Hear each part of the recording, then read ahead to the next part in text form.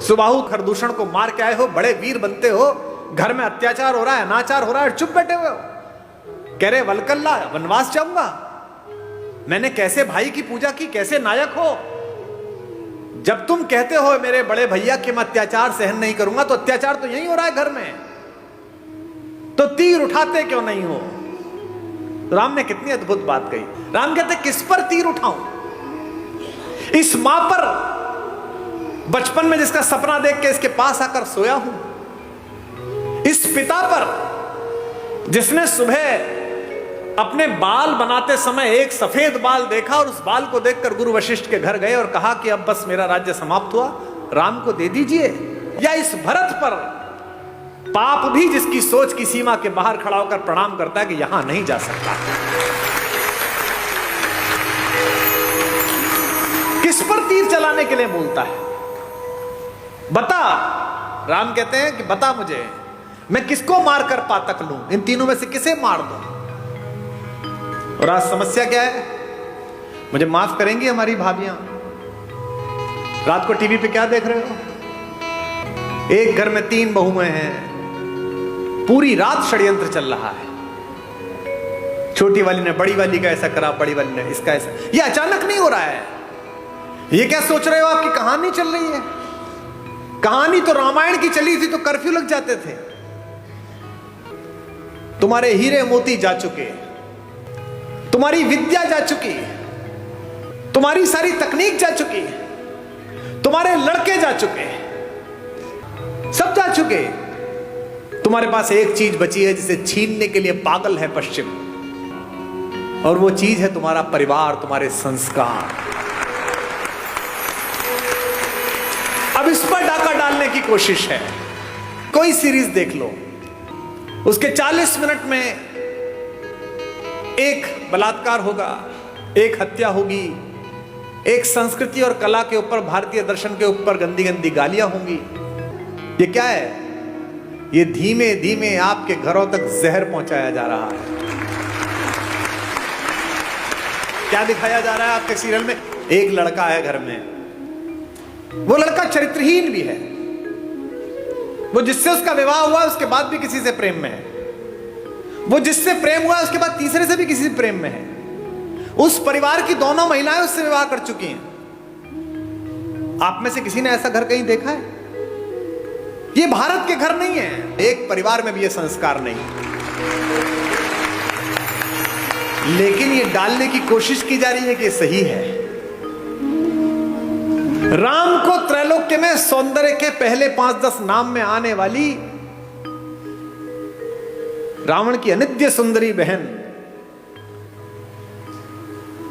सूपनखा प्रस्ताव देती है कि जंगल है, कौन देखेगा, मुझसे प्रेम कर ले, विवाह कर ले, और ये तो वैसे भी बिना मां बाप के तेरे साथ आई है, तो सब निभा लेगी। राम कहते हैं माता मेरा विवाह हो चुका। लक्ष्मण से कहती है, लक्ष्मण भी यही करते हैं। गुस्से में सीता को हानि पहुंचाने की कोशिश करती है और ऐसे में अस्त्र उठता है और उसकी नाक पर चोट लग जाती है, जो रावण के गुस्से का कारण बनी है। ये राम है जो जंगल में भी मिले हुए इस अश्लील, अशालीन, असंस्कारी, अपारिवारिक अवसर को ठुकरा देते हैं। और एक रावण है जो पंचकन्याओं में पूजित माता मंदोदरी का पति होने के बावजूद भी सिर्फ इतना सुनकर कि जंगल में 2 लोग घूम रहे हैं, उनकी बीवी बहुत अच्छी है, उसके पीछे लग जाता है। इसीलिए उसके कुल वंश का नाश होता है, सारी पीढ़ियां ध्वस्त हो जाती हैं, सब लोग समाप्त हो जाते हैं। मैं केवल ये सोचता हूं कि अगर मेरे बोलने से 10 लोग, 20 लोग, 50 लोग, 100 लोग भी गुणात्मक परिवर्तन जीवन में हो जाए तो बढ़िया बात हो जाएगी। एक सज्जन ने मुझे चिट्ठी लिख कर दी, ऐसे ही जैसे ये चिट्ठी आई है कि साहब वो मैं कल आया था, आपने राम और भरत के प्रेम के विषय में बताया,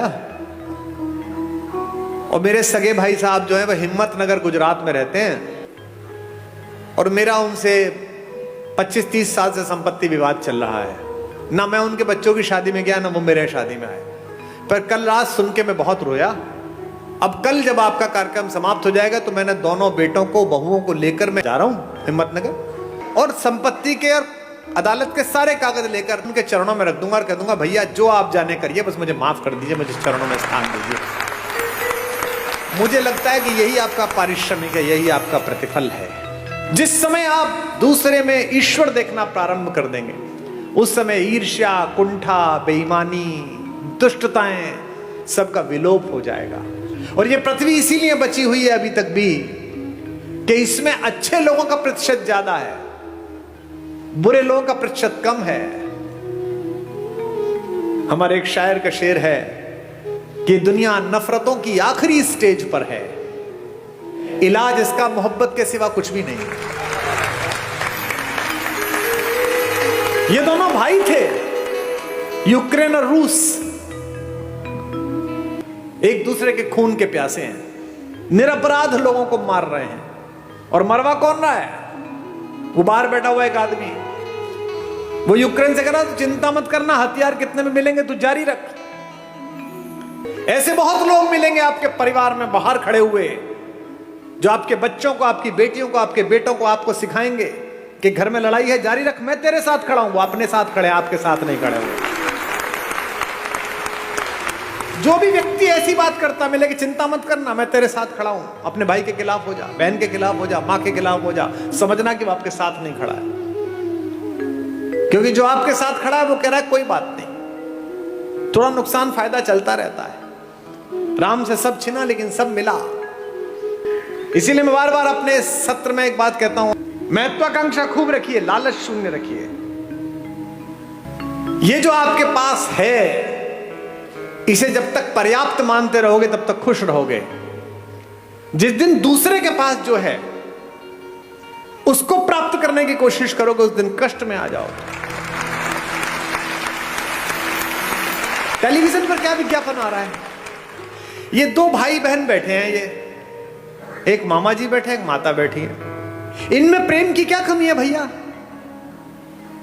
2 शताब्दी से ज्यादा का प्रेम है दोनों का एक दूसरे से, भैया बहन का। हमको क्या सिखाया जा रहा है? रक्षाबंधन से 5 दिन पहले एक डायमंड की कंपनी आती है, वो कहती है इस रक्षाबंधन बहन को ये हीरा दे दो। हमको क्या सिखाया जा रहा है? करवा चौथ पर ये डायमंड दे दो। यहां तक कि घर में हम कौन सा कुकर खरीदे, इस पर भी प्रेम। जो बीवी से करे प्यार, वो इस फला कुकर से कैसे करें इनकार?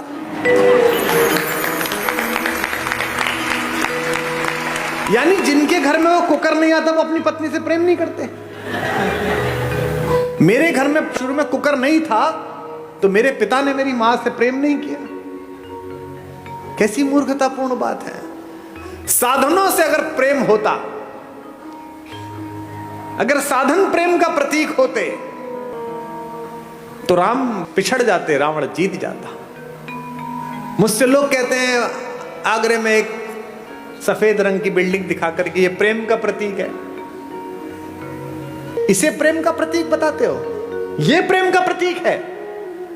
अरे प्रेम का सबसे बड़ा प्रतीक तो समुद्र के नीचे इकट्ठे हुए वो पत्थर है जिन पर मेरा राम चल कर गया।